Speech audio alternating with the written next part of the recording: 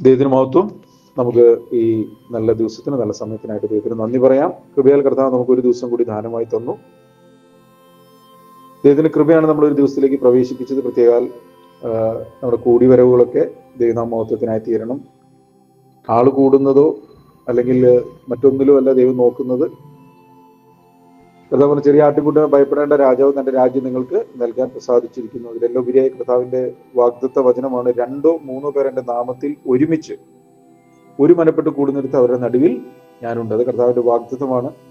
അപ്പോ കാരണം ദൈവഹൃദയത്തിൽ ആഗ്രഹം എന്ന് പറയുന്നത് വലിയൊരു കൂട്ടം എന്നുള്ളതല്ല, ഓരോ വ്യക്തികളും ദൈവത്തിന്റെ ആ പൂർണ്ണതയിലേക്ക് വളർന്നത്. വ്യക്തിപരമായിട്ട് ഓരോ വ്യക്തിയും പുത്രന്റെ സ്വരൂപത്തോട് അനുരൂപമാകണം. അതുകൊണ്ടാണ് അപ്പോസ്തലനായ പൗലോസ് പറയുന്ന ഒരു കാര്യമുണ്ട്, ഏത് മനുഷ്യനെ ക്രിസ്തുവിൽ തികഞ്ഞവനാക്കുക എന്നുള്ളതാണ് ഞങ്ങളുടെ ശുശ്രൂഷയുടെ ഉത്തരവാദിത്വം. അതാണ് ശുശ്രൂഷ എന്ന് പറയുന്നത്. ഏത് മനുഷ്യനെ ക്രിസ്തുവിൽ തികഞ്ഞവനാക്കുക, അതിന് പണിയുണ്ട്. അപ്പോ അത് ഒരു വലിയൊരു കൂട്ടത്തിലല്ല സാധിക്കുന്നത്, വളരെ ചെറിയ ചെറിയ കൂട്ടങ്ങളിൽ കർത്താവ് അയക്കുന്ന ഓരോ വ്യക്തികളിലേക്ക് ദൈവത്തിന്റെ വചനവും ദൈവത്തിന്റെ ഹിതവും വെളിപ്പെടുത്തി കൊടുത്ത് ഓരോ വ്യക്തികളെ പണിതെടുക്കുകയാണ് ചെയ്യുന്നത്. കർത്താവ് ഈ ഭൂമിയിലായിരുന്നപ്പോൾ തന്നെ 12 പേരെ കർത്താവിനോട് കൂടെ ഉണ്ടായിരുന്ന കോർ ഗ്രൂപ്പിൽ ഉണ്ടായിരുന്നത്. ആ 12 പേരിൽ ഒരുത്തൻ തന്നെ എന്ത് ചെയ്യും, നഷ്ടപ്പെട്ടു പോയി. ഇപ്പോ കർത്താവ് അതുകൊണ്ട് പറയാം ചെറിയ ആട്ടിൻ കൂട്ടമേ എന്നൊക്കെ പറഞ്ഞതിന്റെ താല്പര്യം എന്ന് പറഞ്ഞാൽ, നമ്മൾ ആ ദൈവഹിതം എന്താണെന്ന് മനസ്സിലാക്കി നമ്മൾ ഉത്തരവാദിത്തമാണ് കർത്താവിനോട് ചേർന്ന് അവന്റെ ആടുകളായി. കർത്താവ് പറയുന്ന ഒരു കാര്യമുണ്ട്, എന്റെ ആടുകൾ എന്റെ ശബ്ദം കേൾക്കുന്നു, അവ എന്നെ അനുഗമിക്കുന്നു, ഞാൻ അവയ്ക്ക് മേച്ചിൽ കൊടുക്കുന്നു, എന്റെ കയ്യിൽ നിന്ന് അവയെ പിടിച്ചു പറിക്കാൻ ആർക്കും കഴിയത്തില്ല. അപ്പോൾ കർത്താവിനെ അനുഗമിക്കുന്ന ഒരു വ്യക്തിയാണെങ്കിൽ മേച്ചിൽ കർത്താവ് തരും. അത് കർത്താവിന്റെ ഉത്തരവാദിത്തമാണ്, അല്ലെ? ഞാൻ കർത്താവിനെയാണ് പിൻപറ്റുന്നതെങ്കിൽ എനിക്ക് ആവശ്യമായിട്ടുള്ള മേച്ചിൽ തരാൻ ദൈവം മതിയായവനാണ്. ഈ മേച്ചിൽ എന്ന് പറയുന്നത് നമ്മൾ സ്പിരിച്വലി, മെന്റലി, ഫിസിക്കലി, അതുപോലെ ഫൈനാൻഷ്യലി എല്ലാ മേഖലയിലും മേച്ചിൽ എന്ന് പറഞ്ഞു കഴിഞ്ഞാൽ അത് സ്പിരിച്വലി മാത്രമല്ല, നമ്മളുടെ ആത്മീയവും മാനസികവും ശാരീരികവും ഭൗതികവുമായിട്ടുള്ള എല്ലാ മേഖലയിലും നമുക്ക് മേച്ചിൽ തരാൻ കർത്താവ് മതിയാവനാണ്, അല്ലെ? അങ്ങനെയല്ലേ പറഞ്ഞത്, എന്റെ ആടുകൾ എന്നെ അനുഗമിക്കുന്നു, ഞാൻ അവയ്ക്ക് മേച്ചിൽ കൊടുക്കുന്നു, അല്ലെ? എന്റെ കയ്യിൽ നിന്ന് അവയെ പിടിച്ചു പറിക്കാൻ ആർക്കും പറ്റത്തില്ല എന്ന് പറഞ്ഞാൽ, കർത്താവിന്റെ ആ മേച്ചിൽ അനുഭവിച്ചുകൊണ്ട് നടക്കുന്ന ഒരു വ്യക്തിയെ ഒരിക്കലും പിശാചിന്റെ പദ്ധതികളിലേക്കോ തന്ത്രങ്ങളിലേക്കോ വീണു പോകത്തില്ല. കാരണം എന്താ, അവന്റെ മേച്ചിൽ അവനെ ഒരു യഥാർത്ഥ ദൈവ പൈതലാക്കി അവനെ വളർത്തും, അവനെ ബലപ്പെടുത്തും, അവന്റെ അകത്തെ മനുഷ്യനെ ഒരുക്കിയെടുക്കും. കാരണം എന്താ, കർത്താവിന്റെ മേച്ചിൽ, കർത്താവിന്റെ വചനത്തിന്റെ ജീവൻ, കർത്താവ് പകരുന്ന കൃപ, അതൊക്കെ അവനെ ഒരു നല്ല ദൈവ പൈതലായിട്ട് മാറ്റിയെടുക്കും. ഇന്ന് നമുക്ക് കുറച്ച് സമയം ചിന്തിക്കാനായിട്ട് മത്തായി എഴുതിയ സുവിശേഷം അതിന്റെ 7-ാം അധ്യായം 13 മുതലുള്ള വാക്യങ്ങൾ നമുക്ക് ധ്യാനിക്കാം. മത്തായി എഴുതിയ സുവിശേഷം 7-ാം അധ്യായം 13 മുതലുള്ള വാക്യങ്ങൾ. ഇടുക്കുവാതിലൂടെ അകത്ത് കടപ്പിൻ, നാശത്തിലേക്ക് പോകുന്ന വാതിൽ വീതിയുള്ളതും വഴി വിശാലവും അതിൽ കൂടി കടക്കുന്നവർ അനേകരുമാകുന്നു. ജീവനിലേക്ക് പോകുന്ന വാതിൽ ഇടുക്കവും വഴി ഞെരുക്കവും ഉള്ളത്, അത് കണ്ടെത്തുന്നവർ ചുരുക്കമത്രേ. ഏറെ പങ്ക് ആളുകൾക്ക് വലിയ താല്പര്യമില്ലാത്തൊരു വിഷയമാണ്. നമ്മളിപ്പോൾ യാത്ര പോവുകയാണെങ്കിൽ നമ്മൾ ആ ഒരു ഓഫ് റോഡിലേക്ക് പോയി യാത്ര ചെയ്യാൻ ആളുകൾക്ക് താല്പര്യമില്ല. എല്ലാ ട്രിപ്പൊക്കെ പോകുമ്പോൾ ഒരു 20 മിനിറ്റോ അരമണിക്കൂറോ ഒക്കെയുള്ള വല്ല ഓഫ് റോഡ് യാത്ര പോകുമെന്നുള്ളതല്ലാതെ ഒരു തുറമാനമായിട്ടുള്ള ഒരു യാത്രയിൽ എപ്പോഴും എല്ലാവർക്കും താല്പര്യം എന്താണ്, നല്ല നാഷണൽ ഹൈവേ ആണ്, അല്ലെ? നല്ല വീതി കൂടിയ ഇതാണ് എല്ലാവർക്കും താല്പര്യം. പക്ഷേ ഇവിടെ കർത്താവ് നമ്മളെ ഓർമ്മപ്പെടുത്തുന്ന ഒരു കാര്യം എന്ന് പറഞ്ഞാൽ, ജീവങ്കിലേക്ക് പോകുന്ന വാതിലിടുക്കം, വഴി ഞെരുക്കമാണ്. വാതിൽ ഒരു ഇടുക്കവാതിലാണ്, വഴിയാണെങ്കിൽ ഞെരുക്കമുള്ളതാണ്. അപ്പോൾ ഈ ഞെരുക്കമുള്ള അല്ലെങ്കിൽ ഇടുക്കുവാതിലൂടെ പോകാൻ താല്പര്യമുള്ളവർ വളരെ ചുരുക്കമാണ്. ഈ പറഞ്ഞതിന്റെ താല്പര്യം എന്ന് പറഞ്ഞാൽ ദൈവവചനത്തിന്റെ കൃത്യമായിട്ടുള്ള ഒരു അനുസരണത്തിൽ കൂടിയുള്ള ഓരോ ദിവസവുമുള്ള യാത്ര എന്നായി പറഞ്ഞതിനർത്ഥം. ദൈവവചനത്തിന്റെ അനുസരണം, നമ്മൾ നാളെ എന്ത് ചെയ്യും, അല്ലെങ്കിൽ മറ്റന്നാൾ എന്ത് ചെയ്യും, അല്ലെങ്കിൽ ഒരു വർഷം കഴിഞ്ഞിട്ട് ഞാൻ എന്ത് ചെയ്യും എന്നുള്ളതിനെ കുറിച്ച് ഭാരപ്പെടേണ്ട.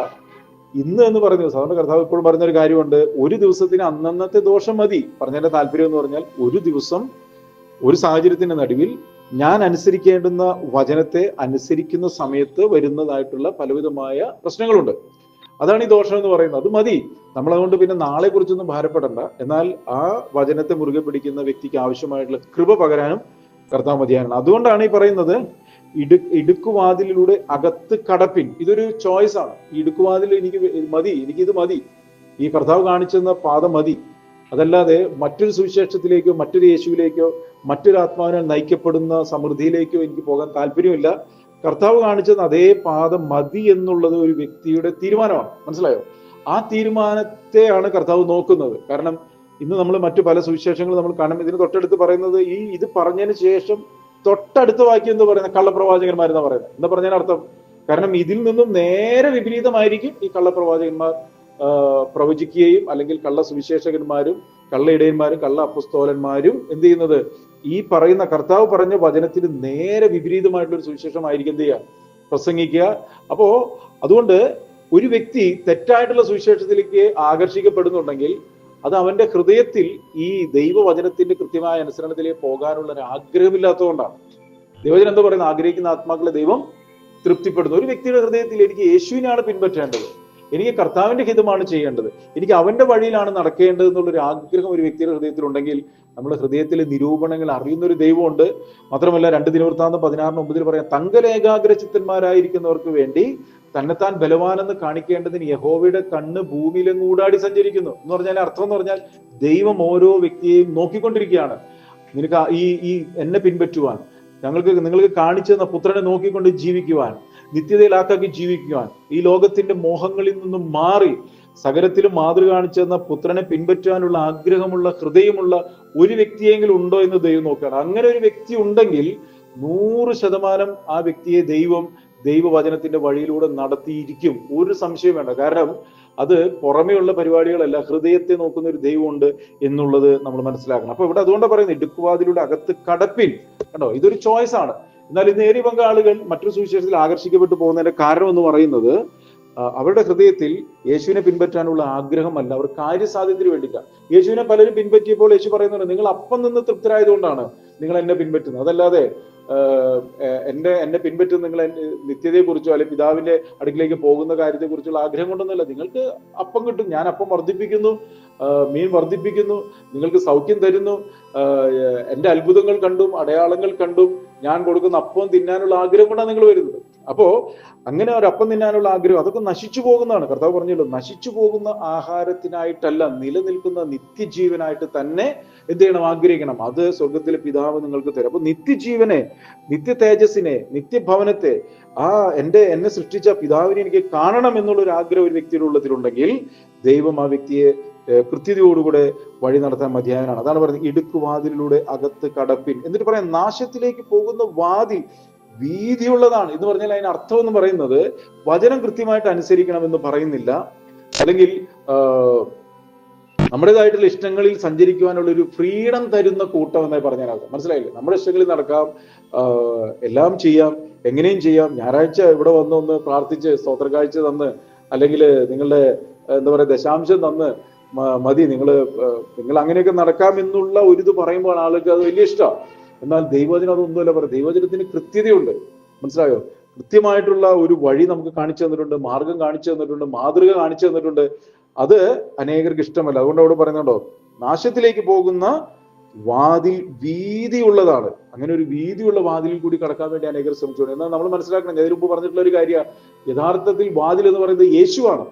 അപ്പോൾ യേശുവിൽ കൂടിയേ മാത്രമേ ഒരു വ്യക്തിക്ക് പിതാവിന്റെ സന്നിധിയിലേക്ക് പ്രവേശിക്കാൻ പറ്റത്തുള്ളൂ. അങ്ങനെയാണെങ്കിൽ യേശു എന്ന് പറയുന്നത് ദൈവത്തിന്റെ വചനമാണ്, അല്ലെ? യേശു ആരാ? വചനം ജഡമായി തീർന്ന് കൃപയും സത്യവും നിറഞ്ഞവനായി നമ്മുടെ ഇടയിൽ പാർത്തവനാണ് യേശു. അപ്പോൾ യേശു വാതിൽ എന്ന് പറഞ്ഞാൽ അർത്ഥം എന്ന് പറഞ്ഞാൽ വചനമാകുന്ന വാതിൽ കൂടി മാത്രമേ ഒരു വ്യക്തിക്ക് പിതാവിന്റെ സന്നിധിയിലേക്ക് കടന്നു ചെല്ലാൻ പറ്റത്തുള്ളൂ, വചനത്തിന്റെ അനുസരണത്തിൽ കൂടി. അതുകൊണ്ടാണ് ഇവിടെ പറയുന്നത്, കണ്ടോ, ഇവിടെ ഇടുക്കുവാതിലിലൂടെ അകത്ത് കടക്കും. ഈ ഇടുക്കുവാതിൽ എന്ന് പറഞ്ഞതിന് അർത്ഥം എന്താണ്? വചനാനുസരണത്തിൽ കൂടി മാത്രമേ എന്ത് ചെയ്യാൻ പറ്റത്തുള്ളൂ, ഓരോ ദിവസവും നമുക്ക് ആ ദൈവഹിതത്തിലേക്ക് വളർന്നു വരാൻ പറ്റത്തുള്ളൂ. അത് ഏഴ് പങ്ക് ആളുകൾക്ക് താല്പര്യമില്ല, മനസ്സിലായോ? ഏഴ് പങ്ക് ആളുകൾക്ക് താല്പര്യമില്ല എന്നുള്ളത് കൊണ്ട് ആളുകളെ താല്പര്യപ്പെടുത്തുവാനായിട്ട് ഒരിക്കലും എന്ത് ചെയ്യുന്നില്ല, കർത്താവ് വചനത്തിനോട് കൂട്ടാൻ നമ്മളോട് പറയുന്നില്ല. ആളുകൾക്ക് താല്പര്യമുണ്ടോ ഇല്ലയോ, ആളുകള് വിശാല വഴിയിൽ കൂടി പോകുന്നുണ്ടോ എന്നുള്ളതൊന്നും നമ്മുടെ വിഷയമല്ല. നമ്മളെ സംബന്ധിച്ചിടത്തോളം ദൈവവചനം എന്ത് പറയുന്നു അത് കൃത്യതയോടെ അനുസരിക്കാം. മനസ്സിലായില്ലേ? പിടിയിടുന്നുണ്ടോ? നോഹയുടെ കാലത്ത് ജനം എത്രയോ ലക്ഷം ജനം ഉണ്ടായിരുന്നു അവിടെ. നോഹയും കുടുംബവും മാത്രമേ പെട്ടകത്തിൽ കയറിയുള്ളൂ. കാരണം എന്തുവാ? പറഞ്ഞതുപോലുള്ള ഒരു പെട്ടകം പണിയാൻ 120 വർഷം കഷ്ടപ്പെട്ടു. മനസ്സിലായില്ലേ? അപ്പോ മഴയില്ലാത്ത കാലത്ത് ദൈവം പറഞ്ഞതുപോലെ ഒരു പെട്ടകം പണിതെങ്കിൽ അത് ദൈവത്തിന്റെ ന്യായവിധിയുടെ സമയത്ത് രക്ഷ പ്രാപിക്കാൻ ഇടയായി. ഇത് തന്നെയാണ് നമ്മളോട് പറയുന്നത്. ഇന്ന് ഇടുക്കുവാതിലൂടെ കടക്കാൻ പറയുമ്പോൾ വചനാനുസരണത്തിൽ കൂടിയുള്ള ഒരു ജീവിതം നമ്മൾ ജീവിക്കണം. എന്തിനു വേണ്ടിയാ?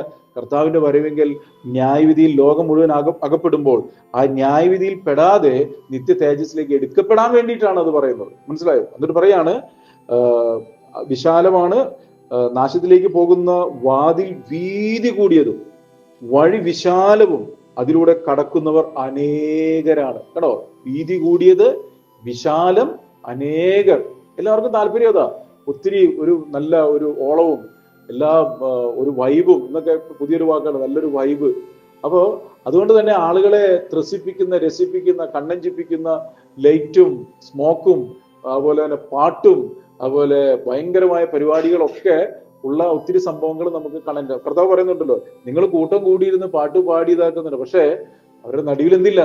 ഞാനില്ല. നിങ്ങൾ ഭയങ്കര വാദ്യവും ഘോഷവും സംഭവിക്കുകയാണ്, പക്ഷെ അവരുടെ നടുവിൽ ഞാനില്ല എന്നുള്ള കാര്യം മനസ്സിലാക്കാൻ അവർക്ക് പലപ്പോഴും പറ്റുന്നില്ല. എന്നാൽ പറയാം, ജീവനിലേക്ക് പോകുന്ന വാതിൽ ഇടുക്കവും. ഇതൊരു തെരഞ്ഞെടുപ്പാണ് പ്രിയമുള്ളവർ. നമുക്ക് അതിനോട് താല്പര്യമുണ്ട്. വചനാനുസരണത്തിൽ കൂടി ഓരോ ദിവസം ജീവിക്കാൻ താല്പര്യമുണ്ട്. ഇത് ഒരു ദിവസം 2 ദിവസത്തെ കാര്യമല്ല. എന്റെ കർത്താവ് വരുവോളം. മനസ്സിലായോ? ഞെരുക്കമുള്ളതാണ്. കാരണം അങ്ങനെ വചനം അനുസരിക്കുമ്പോൾ ഞെരുങ്ങും. ആര് ഞെരുങ്ങും? ആരെ ഞെരുങ്ങുന്നത്? എന്റെ മനസ്സ് ഞെരുങ്ങും. കാരണം എന്റെ മനസ്സിന്റെ ഒരു ഇഷ്ടങ്ങളും ചെയ്യാൻ പറ്റത്തില്ല. പല ഇഷ്ടങ്ങളും അല്ല, ഒരു ഇഷ്ടങ്ങളും എന്റെ മനസ്സിന്റെ ചെയ്യാൻ പറ്റത്തില്ല. കാരണം എന്താ? എന്റെ മനസ്സ് ആദാമ്യ പാപപ്രകൃതത്താൽ മലിനമാക്കപ്പെട്ട മനസ്സാണ്. ഈ മനസ്സിനെ പുതുക്കുമ്പോഴാണ് ഈ ഞെരുക്കം വരുന്നത്. മനസ്സിലായോ? മനസ്സിനെ പുതുക്കണം. അതുകൊണ്ടാണ് ഒരു വ്യക്തി യേശുവിനോട് ചേരുവാൻ തീരുമാനിക്കുമ്പോൾ അവിടെ സംഭവിക്കുന്നത് എന്താ? കർത്താവേ, ഞാൻ നിന്നോട് കൂടെ ക്രൂശിക്കപ്പെട്ടു, ഞാൻ നിന്നോട് കൂടെ മരിച്ചു, ഞാൻ നിന്നോട് കൂടെ അടക്കപ്പെട്ടു, ഇനി ഞാനല്ല, ക്രിസ്തുവാണ് എന്നിൽ ജീവിക്കുന്നത് എന്നുള്ള ഹൃദയത്തിലുള്ള തീരുമാനത്തെ കണ്ടുകൊണ്ട പരിശുദ്ധാത്മാവ് വരുന്നത്. അങ്ങനെയാണെങ്കിൽ ആ പരിശുദ്ധാത്മാവ് നമ്മളെ മനസ്സ് പുതുക്കാനെ പ്രേരിപ്പിക്കും, അല്ലാതെ മനസ്സിനൊത്തവണ്ണം നടക്കാനല്ല. അങ്ങനെ മനസ്സിന് പുതുക്കുമ്പോൾ എന്ത് സംഭവിക്കുന്നതാണ്? എനിക്ക് ഒരു ഞെരുക്കമുണ്ട്. കാരണം ഞാൻ വിചാരിച്ച പോലെ കാര്യങ്ങൾ പോകുന്നില്ല. ഓരോ കാര്യങ്ങളും എന്ത് ചെയ്യണം? കർത്താവിനോട് അറിയിക്കണം, ആവശ്യങ്ങൾ അറിയിക്കണം. അത് കർത്താവ് അത് എന്ത് ചെയ്യണം? സ്വർഗം അനുവദിച്ചിട്ട് നമുക്ക് റിലീസ് ചെയ്ത് തരണം. അപ്പൊ ഇച്ചിരി സമയം എടുക്കും. മനസ്സിലായില്ലേ? അപ്പോ അത് ബുദ്ധിമുട്ടാ. മറ്റേത് ഈ ഇന്നത്തെ കള്ളപ്രവാചകന്മാരും ചെയ്യുന്ന കാര്യം എന്ന് വെച്ചാൽ ഇപ്പോൾ ആ സ്പോട്ടിൽ കിട്ടും എന്നുള്ളൊരു സംഭവം പറയുന്നത്. അപ്പോൾ അതുകൊണ്ട് തന്നെ എന്താണ്, സാത്താൻ എന്ത് ചെയ്യാണ്? അങ്ങനെയുള്ള പല അനുഗ്രഹങ്ങളും കൊടുക്കാൻ അവൻ റെഡി ആയിട്ട് നിൽക്കുകയാണ്. എന്നാൽ ദൈവരാജ്യത്തിന്റെ പ്രിൻസിപ്പിൾ അങ്ങനെയല്ല. യേശു കർത്താവ് നമുക്ക് മാതൃക കാണിച്ചു തന്നപ്പോൾ അവൻ പിതാവിനോട് അറിയിക്കുക ചെയ്യുന്നത്. ഓരോ കാര്യങ്ങളും നിങ്ങൾ നോക്കിക്കഴിഞ്ഞാൽ കാണാം, എല്ലാം പിതാവിനോടാണ് പ്രാർത്ഥിക്കുന്നത്, പിതാവിനോടാണ് അറിയിക്കുന്നത്, പിതാവാണ് പ്രവർത്തിക്കുന്നത്. ഈവൻ യേശു കർത്താവ് അത്ഭുതം ചെയ്തപ്പോൾ ആരാ അത്ഭുതം ചെയ്തത്? യേശു അല്ല അവിടെ അത്ഭുതം ചെയ്തത്. അവിടെ പറയുന്നത് കർത്താവിന്റെ കൈ അവനോട് കൂടെ ഉണ്ടായിരുന്നു. മനസ്സിലായോ? അതുകൊണ്ട് യേശു പറഞ്ഞു, ഞാൻ സ്വയമായി ഒന്നും ചെയ്തിട്ടില്ല, എല്ലാം ചെയ്യുന്നത് പിതാവ് പുത്രനിൽ വസിച്ചുകൊണ്ട് ചെയ്യാണ്. ഇത് തന്നെ നമ്മളോടും പറയുന്നത്. നമ്മളിൽ ആ പിതാവും പുത്രനും പരിശുദ്ധാത്മാവും നമ്മളിൽ വസിച്ചുകൊണ്ട് തന്റെ മഹത്വം നമ്മളിൽ കൂടി വെളിപ്പെടുത്തുന്ന ഒരു പാത്രമായിട്ട് നമ്മൾ ഒരുക്കണം. അങ്ങനെ നമ്മളെ ഒരുക്കുന്നത് നമ്മുടെ മനസ്സിനെ പുതുക്കുമ്പോഴാണ്. അത് നമുക്ക് ഭയങ്കര ബുദ്ധിമുട്ടാണ്. അല്ലെങ്കിൽ ഒരു വ്യക്തിക്ക്, അതുകൊണ്ട് യേശു പറഞ്ഞ, ഒരുവൻ എന്നെ അനുഗമിക്കാൻ ഇച്ഛിച്ചാൽ തന്നെത്താൻ ത്യജിക്കണം, നാൾ തോറും തന്റെ ക്രൂശ് എടുത്ത് തന്നെ അനുഗമിക്കണം. കർത്താവിന്റെ ക്രൂശല്ല, തന്റെ ക്രൂശ്. തന്റെ ക്രൂശ് എന്ന് പറഞ്ഞാൽ കർത്താവിനെ പിൻപറ്റുമ്പോൾ ഉള്ള എന്റെ ഇഷ്ടങ്ങളെ മാറ്റിവെക്കുന്നതാണ് ക്രൂശ് എന്ന് പറയുന്നത്. യേശു ക്രൂശ് ഓൾറെഡി വഹിച്ചു. നമ്മൾ വഹിക്കുന്നത് യേശുവിനെ പിൻപറ്റുമ്പോൾ എന്റെ ക്രൂശാണ്. എന്റെ ക്രൂശ് എന്ന് പറയുന്നത് എന്റെ ഇഷ്ടങ്ങളെ ഞാൻ മാറ്റിവെക്കുന്നതാണ് എനിക്ക് ക്രൂശ്. മനസ്സിലായോ? അപ്പോൾ ഇവിടെ പറയാണ്, ഇടുക്കുവാതിലൂടെ ജീവനിലേക്ക് പോകുന്ന വാതിലിടുക്കമാണ്, വഴി ഞെരുക്കമാണ്, അത് കണ്ടെത്തുന്നവർ ചുരുക്കമാണ്. അപ്പോൾ ചെറിയൊരു ശേഷിപ്പേ ഉള്ളൂ, അത് മറന്നു പോകരുത് നിങ്ങൾ. മനസ്സിലായോ? അപ്പോ നമ്മൾ ആളുകൾ കുറഞ്ഞത് കൊണ്ടോ അല്ലെ ആരെയും കാണുന്നില്ലെന്ന് പറഞ്ഞുകൊണ്ട് നമ്മൾ ഭാരപ്പെടണ്ട. നമ്മളുടെ സങ്കടങ്ങളും നമ്മുടെ വിഷമങ്ങളൊക്കെ നമ്മൾക്ക് എന്ത് ചെയ്യാം? ദൈവസന്നിധിയിലേക്ക് സമർപ്പിക്കാം. നമ്മുടെ ഉത്തരവാദിത്വം, നമ്മൾ വിശ്വാസത്തിന്റെ നായകനും പൂർത്തി വരുത്തുന്ന യേശുവിനെ ശ്രദ്ധിച്ചു നോക്കി ഓട്ടം സ്ഥിരതയോടെ ഓടുക എന്നുള്ളതാണ്. കാരണം ഓട്ടക്കളത്തിൽ ഓടുന്നവർ അനേകരാ ഓടുന്നത്. കാരണം വചനം പറയുന്നു, ബിരുദ് പ്രാപിക്കുന്നവൻ ഒരുവനാണ്. അങ്ങനെയാണെങ്കിൽ ആ ഒരുവനെ പോലുള്ള ഒരു ഓട്ടമാണ് നീ ഓടേണ്ടതെന്നാണ് ദൈവം നമ്മളെ പഠിപ്പിക്കുന്നത്. മനസ്സിലായോ? അപ്പോ കർത്താവ് കണ്ടിട്ടുള്ളവരെയൊക്കെ കർത്താവ് എന്ത് ചെയ്യും? അതിലോട്ട് ചേർത്ത് വരുന്നത് നമുക്ക് കാണാനായിട്ട് സാധിക്കും. ഒരു വാക്യം നമുക്ക് വായിക്കാം. ലൂക്കോസിന്റെ സുവിശേഷം 13-ാം അധ്യായം 24-ാം വാക്യം. ലൂക്കോസ് 13:24. അതേ കാര്യം അവിടെ പറയുന്നത് കാണാം. ഇടുക്കുവാതിലൂടെ കടപ്പാൻ പോരാടുകയും പലരും കടപ്പാൻ കഴിയുകയില്ലതാനും എന്ന് ഞാൻ നിങ്ങളോട് പറയുന്നു. ഇവിടെ ഒരു കാര്യം കൂട്ടി പറഞ്ഞു. എന്താ പറഞ്ഞത്? ഇവിടെ എന്താ പറഞ്ഞത്? പറഞ്ഞ അതേ കാര്യം തന്നെയല്ല ഇവിടെയും പറഞ്ഞത്. പക്ഷെ ഇവിടെ പറഞ്ഞപ്പോ എന്ത് പറഞ്ഞു? പലരും കടപ്പാൻ നോക്കും, കഴിയുകയില്ലതാനും എന്ന് ഞാൻ നിങ്ങളോട്. അതല്ല, അതിന് മുകളിൽ പറഞ്ഞ കാര്യം നോക്കിയേ, ഒന്നുകൂടി വായിച്ചേ. ഇടുക്കുവാതിലൂടെ കടപ്പാൻ പോരാടണം. എന്നിട്ടാണ് പറയുന്നത് നോക്കും പലരും, പറ്റത്തുമില്ല. ഇത് നോക്കി ഇതാക്കേണ്ട കാര്യമില്ല. ഒന്ന് ട്രൈ ചെയ്ത് നോക്കാം. പക്ഷെ ഇതങ്ങനെ ട്രൈ ചെയ്ത് നോക്കി വിട്ട് കളയേണ്ട ഒരു സാധനമല്ല. ഒരു ജീവമരണ പോരാട്ടമാണ്, അല്ലെ?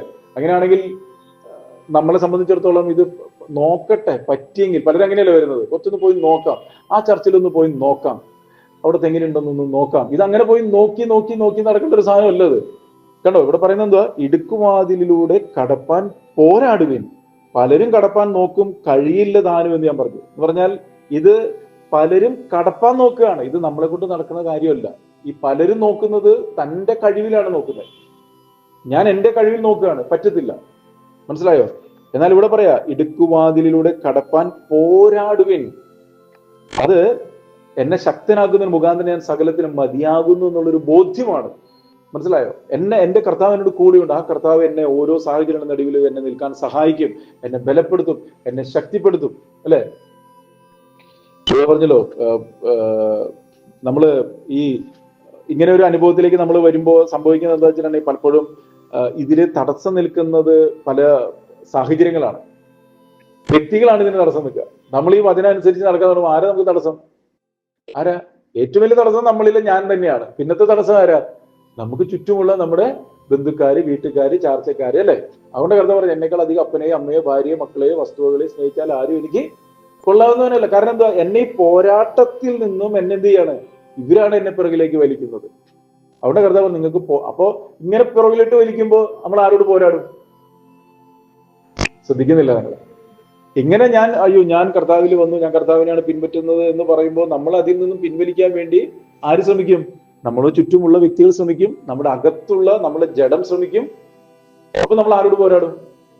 അവരോട് പോരാടും, അല്ലെ? അതുകൊണ്ട് പക്ഷെ കർത്താവ് പറയാണ് നിങ്ങൾക്ക് പോരാട്ടമുള്ളത് ജഡരക്തങ്ങളോടല്ല എന്ന് പറഞ്ഞാൽ ഈ പറയുന്ന വ്യക്തികളോടല്ല നിങ്ങൾക്ക് പോരാട്ടമുള്ളത്. മറിച്ച് നിങ്ങൾ ആ വെളിച്ചത്തിലേക്ക്, നിങ്ങൾ ആ ജീവനിലേക്ക്, നിങ്ങൾ ആ വിശുദ്ധിയിലേക്ക്, നിങ്ങൾ ആ തേജസ്സിലേക്ക് നടത്തുമ്പോൾ അതിൽ നിന്ന് നിങ്ങളെ പിറകിലേക്ക് വലിക്കുന്ന ശക്തികൾ ഈ നിങ്ങൾക്ക് ചുറ്റുമുള്ള വ്യക്തികളിലുണ്ട്.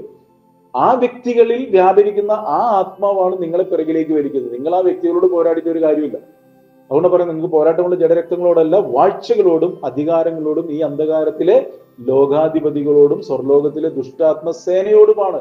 മനസ്സിലാവുന്നുണ്ട്? അപ്പോ ഇതിന്റെ പിന്നിൽ എന്താണ് വ്യാപരിക്കുന്നത് എന്ന് തിരിച്ചറിയണം. അത് എന്നിലെ ഞാനാണോ, അതോ എന്റെ കൂടെയുള്ള എന്റെ ഭാര്യ, എന്റെ ഭർത്താവ്, അല്ലെങ്കിൽ എന്റെ മക്കൾ, എന്റെ അപ്പൻ, എന്റെ അമ്മ, എന്റെ സഹോദരങ്ങൾ, എന്റെ അയൽവാസികൾ, എന്റെ കൂടെയുള്ള വ്യക്തികൾ, ഇവരാണോ എന്നെ ഇതിൽ നിന്നും പിറകിലേക്ക് വലിക്കുന്നത് എന്ന് നമ്മൾ എന്ത് ചെയ്യണം? മനസ്സിലാക്കണം. അവിടെ പറയുന്നുണ്ടോ ഇടുക്കുവാതിലൂടെ അകത്ത് കടപ്പാൻ പോരാടുവിൻ. ഇങ്ങനെയുള്ള ഒരു ആത്മീയ പക്വതയിലേക്കും ജീവന്റെ സമൃദ്ധിയിലേക്കും എന്നെ നയിക്കുവാനായിട്ട് ആ പോരാട്ടത്തിന് എന്നെ സഹായിക്കുന്നത് ദൈവത്തിന്റെ പരിശുദ്ധാത്മാവാണ്. മനസ്സിലായോ? നമ്മുടെ കഴിവല്ല, ദൈവത്തിന്റെ അതുകൊണ്ട് കർത്താവ് പറഞ്ഞു അവൻ ആത്മാവിനെ അളവ് കൂടാതെയല്ലോ പകരുന്നത്. ബലഹീനതകളിൽ ബലപ്പെടുത്തുന്ന ദൈവകൃപ, ദൈവശക്തി, ദൈവത്തിന്റെ ജ്ഞാനം, ദൈവത്തിന്റെ വിവേകം, വകതിരിവ്, ഇതൊക്കെ നമ്മൾ ഓരോ സാഹചര്യ നടുവിൽ വാക്കുകളും പ്രവൃത്തികളും സംസാരവും ഇടപെടലുകളിലൊക്കെ ഈ പോരാട്ട വീര്യം കുറയാതെ ഇതിൽ മുന്നോട്ട് പോകാൻ നമ്മളെ സഹായിക്കും. മനസ്സിലായോ? ഇനി ഒരു വാക്യം നമുക്ക് സദൃശ്യവാക്യം 15:19 ഒന്ന് വായിച്ചോട്ടെ. സദൃശ്യവാക്യം 15.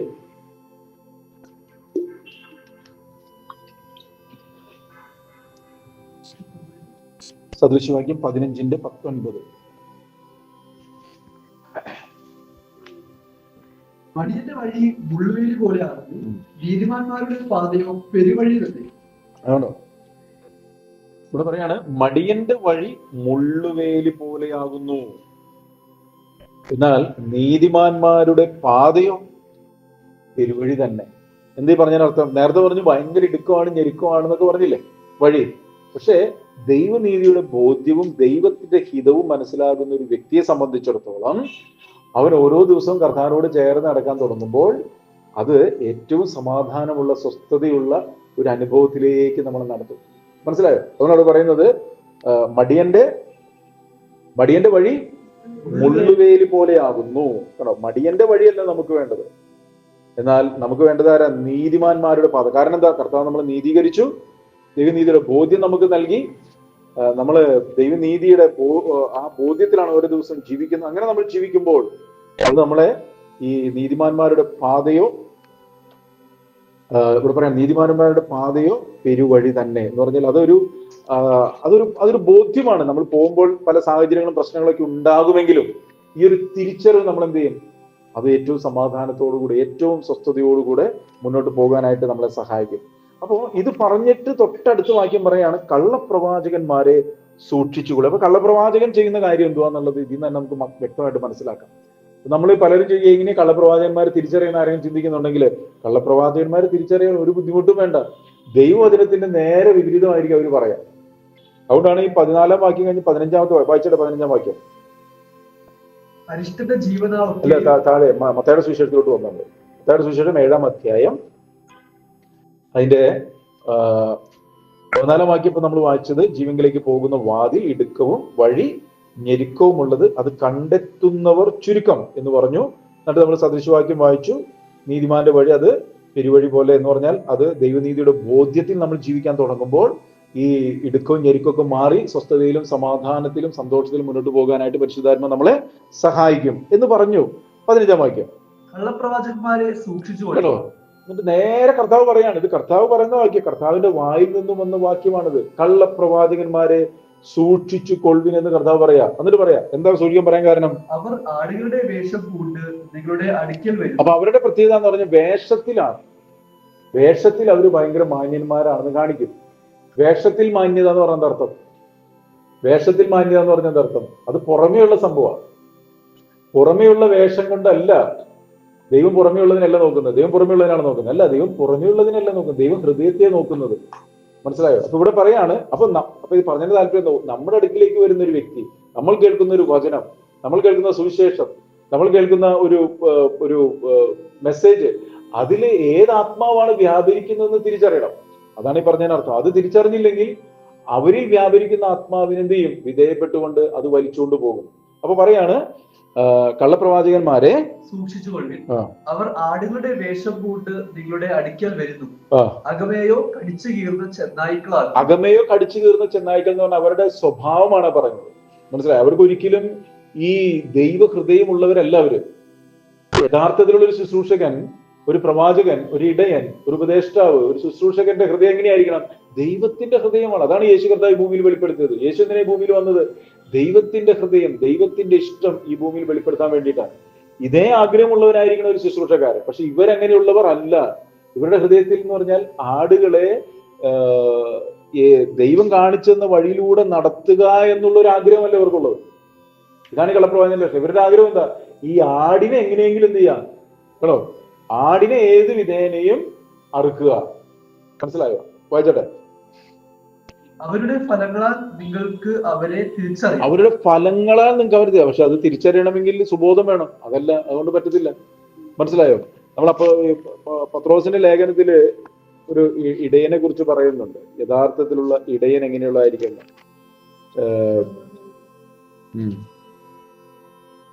അപ്പോ ഇത് ഉണ്ടോ എന്നുള്ളത് ഇന്നുള്ള പത്രോസ് എഴുതിയ 2-ാം ലേഖനത്തിലുള്ളത്.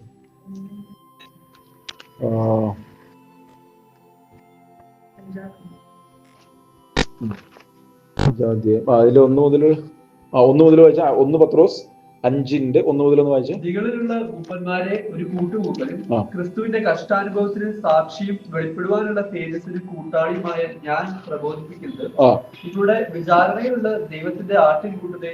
നോക്ക് ശുശ്രൂഷകന്റെ ഉത്തരവാദിത്വം നോക്കിയാൽ നിങ്ങളുടെ, കണ്ടോ ഇവിടെ പറയാണ്, ഞാനൊരു കൂട്ടുമൂപ്പനാണ്, വെളിപ്പെടാനുള്ള തേജസ്സിന് കൂട്ടാളിയാണ്, ഞാൻ നിങ്ങളെ പ്രബോധിപ്പിക്കും. നിങ്ങളുടെ വിചാരണയിലുള്ള ദൈവത്തിന്റെ ആട്ടിൻകൂട്ടത്തെ മേയ്ക്കണം. കേട്ടോ, അതാണ് ഒരു ഇടയന്റെ ശുശ്രൂഷ. എന്നിട്ട് പറയാ എങ്ങനെയാ മേയ്ക്കേണ്ടത്?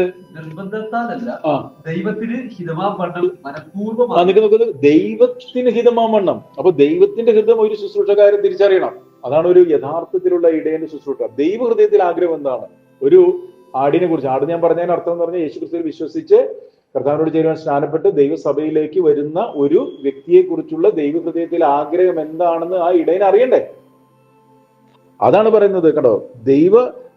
ദൈവത്തിന് ഹിതമാവണ്ണം, അടുത്ത് ദൈവത്തിന് മനഃപൂർവ്വമായി ദുരാഗ്രഹത്തോടെയല്ല. അതാണ് ഒരു ഇടയന്റെ ഏറ്റവും വലിയ ക്വാളിറ്റി എന്ന് പറയുന്നത്, ദുരാഗ്രഹം അവന് പാടില്ല. എന്നാൽ ഈ കള്ളപ്രവാചകന്മാരുടെ ഉള്ളിൽ എന്തു ആക്കണോ, അവർ കടിച്ചു കീറുന്ന ചെന്നായ്ക്കളാകുന്നു.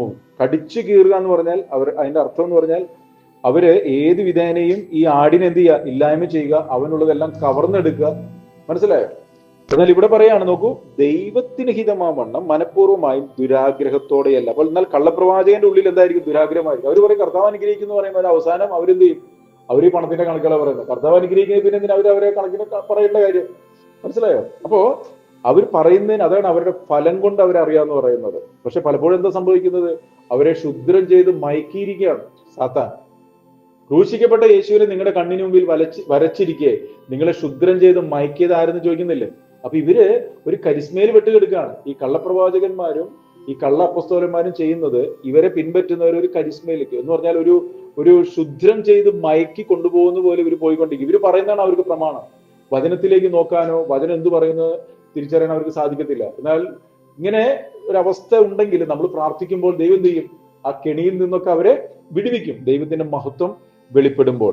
അപ്പൊ പറയാണ്, ആട്ടിൻകൂട്ടത്തെ മേയിച്ചു കൊള്ളണം. ഇനി എങ്ങനെയല്ല? നിർബന്ധത്താലല്ല, ദൈവത്തിന് ഹിതമാവണ്ണം മനഃപൂർവമായും എന്ന് പറഞ്ഞാൽ നമ്മുടെ സൗകര്യത്തിനനുസരിച്ചല്ലെന്നേ പറയുന്നത്. പല സാഹചര്യങ്ങളും ഇവരെ ഒരുക്കി കൊണ്ടുവരണമെങ്കിൽ എന്ത് ചെയ്യണം?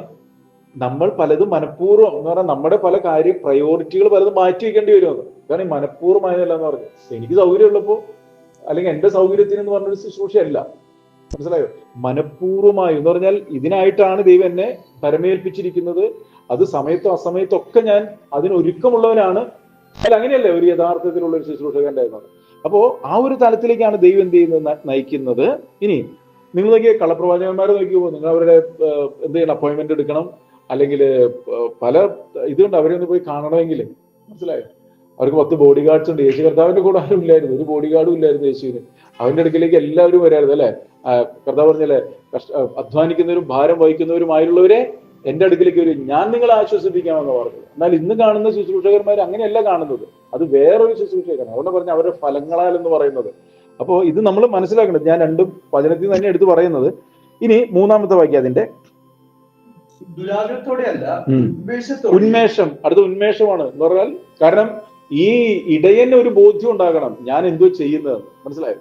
അവൻ എന്നെ ബോധ്യമില്ലെങ്കിൽ, അതുകൊണ്ടല്ലേ കർത്താവ് പറഞ്ഞല്ലോ, ഒരു ഭവനം തന്നിൽ തന്നെ ചിത്രിച്ചാൽ അതിനെ നിലനിൽക്കാൻ പറ്റത്തില്ല. അപ്പൊ ഈ ഇടയന് തന്നെ ഒരു ബോധ്യമില്ല, എന്തിനാ ഞാനത് ചെയ്യുന്നതെന്നൊരു ബോധ്യമില്ലെങ്കിൽ പിന്നെ എങ്ങനെ ഉന്മേഷത്തോടെ ചെയ്യാൻ പറ്റാം? മനസ്സിലായോ? അപ്പോൾ തന്നെ പരമേൽപ്പിയിരിക്കുന്ന ശുശ്രൂഷ എന്താണെന്ന് കൃത്യതയോടുകൂടെ യേശു കർത്താവ് അതാ കാണിച്ചെന്നത്. ഞാൻ ഉയരത്തിൽ നിന്നുള്ളവൻ, നിങ്ങൾ കീഴിൽ നിന്നുള്ളവൻ.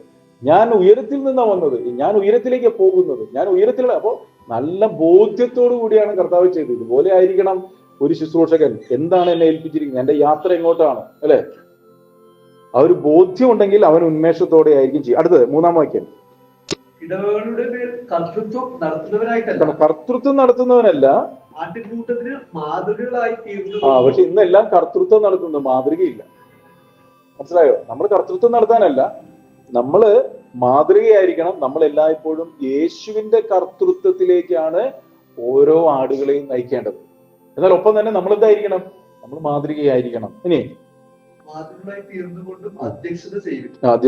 എന്നാൽ ഇടയശ്രേഷ്ഠൻ പ്രത്യക്ഷനാകുമ്പോൾ നിങ്ങൾ തേജസ്സിന്റെ വാടാത്ത കിരീടം പ്രാപിക്കണം. അപ്പോ ഇടയശ്രേഷ്ഠൻ പ്രത്യക്ഷനാകുമ്പോഴാണ് ഈ ചെയ്തത് എങ്ങനെയായിരുന്നു, എന്തൊക്കെയാണ് ഇതിന്റെ പ്രതിഫലം എന്ന് തിരിച്ചറിയുന്നത്.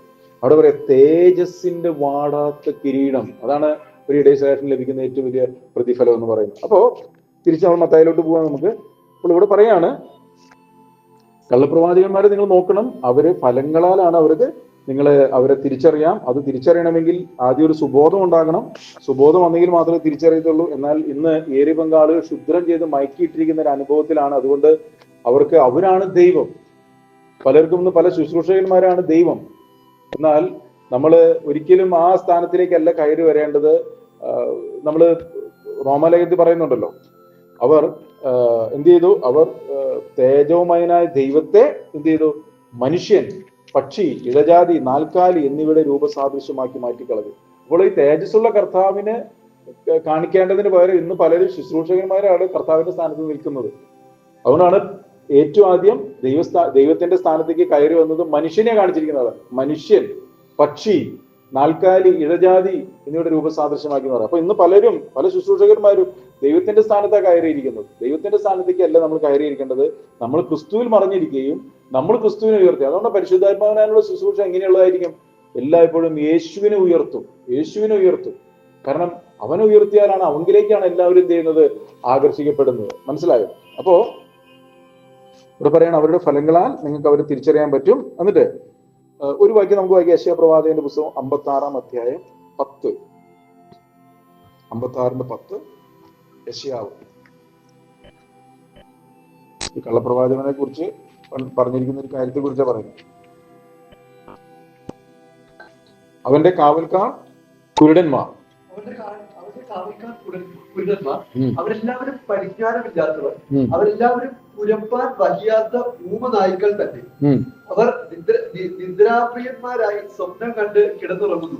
നോക്കിയേ, ദൈവം പ്രവാചകൻ പറയണം, അവന്റെ കാവൽക്കാർ കുരുടന്മാരാണ്. കുരുടനെ വഴി നടത്തിയാൽ അവിടെ പോയി കിടക്കും. അവരെല്ലാവരും കുഴിയിൽ പോയി കിടക്കും എന്ന് പറയാം. അവരെല്ലാവരും പരിജ്ഞാനമില്ലാത്തവർ. പരിജ്ഞാനമില്ലായാൽ എന്റെ ജനം നശിച്ചു. ഈ കള്ളപ്രവാചകന്മാർ ചെയ്യുന്ന കാര്യങ്ങളാണ് ഈ പറയുന്നത്. ഇനി അവരെല്ലാവരും കുരപ്പാൻ വയ്യാത്ത ഊമനായ്ക്കൾ. ഒരു നായനെ വളർത്തുന്നത് എന്തിനാ? ഒരു പ്രശ്നം വരുമ്പോ അല്ലെ, ഒരു കള്ളം വന്നാൽ കുരച്ചിതാക്കാൻ വേണ്ടിയിട്ടാണ് നായനെ വളർത്തുന്നത്. യഥാർത്ഥത്തിൽ ഒരു പ്രവാചകൻ എന്താ ചെയ്യുന്നത്? ഒരു വ്യക്തി തെറ്റായിട്ടുള്ള വഴിയിൽ പോകുമ്പോൾ അവനെ വചനത്തിൽ കൂടി അവനെ ഉറപ്പിച്ച് ആ തെറ്റിനെ മനസ്സിലാക്കി തിരുത്താൻ വേണ്ടിയിട്ടാണ് അത് ചെയ്യുന്നത്. പക്ഷെ ഇവിടെ പറയാണ് അവന്റെ കാവൽക്കാർ കുരപ്പാൻ വയ്യാത്ത ഊമനായ്ക്കളാണ്. അല്ലെ, ഒരു ഊമയായ നായനെ ആരെയും വളർത്തും? നമുക്ക് മനസ്സിലാവില്ല. എന്തിനാ നായനെ വളർത്തുന്നത്? അല്ലെ, അവര് കാവലിന് വേണ്ടി വളർത്തുന്നു. ഒരു കള്ളം വന്നാൽ അല്ലെങ്കിൽ ഒരു പരിചയമില്ലാത്ത ഒരാൾ വന്നാൽ കുരച്ച് യജമാനനെ അത് ബോധ്യപ്പെടുത്തണം. എന്തിനധികം പ്രവാചകന്മാരെ ആക്കി വെച്ചിരിക്കുന്നത്?